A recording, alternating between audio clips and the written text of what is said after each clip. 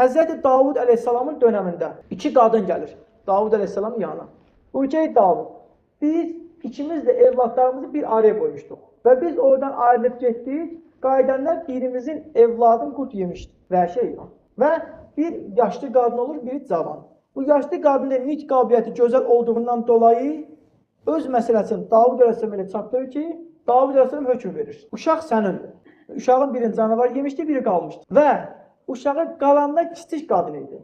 Amma nitq qabiliyyəti gözəl olduğundan dolayı yaşlı qadın elə danışır ki, Davud əleyhissalam hökmü böyüyə verir. Və o qadın oradan ayrılır, Süleyman peyğəmbərin yanına gəlir. Bu ki, Süleyman. Atan bu cür hökm verir, amma mən bu hökmdən razı deyiləm.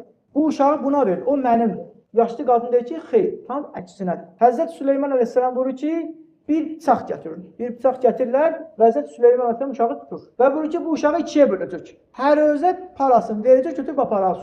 Elə ki, bıçağı uşağa yaxınlaşdıranda kiçik qadın deyir ki, ey Süleyman, uşaq böyüyündür, ver geçsin. Mərhəmət odur. Özündə olmağın, bunda olmasın, amma sağ qalsın. Ana odur. Öz evladıdır. Amma evladı ölməsin deyə, evladın həyatına bir çətinlik çıxmasın deyə, öz evladı ki, ey Süleyman, onu böyük qadına ver. Axı yaşasın. Bunda olmasa belə, onda da olsa gəlsin. Mərhəmət budur. Allah bizdən istədiyi mərhəmət budur. Həzrət Süleyman nə buyurur? Uşaq kiçik qadının. Niyə? Mərhəmət ondadır.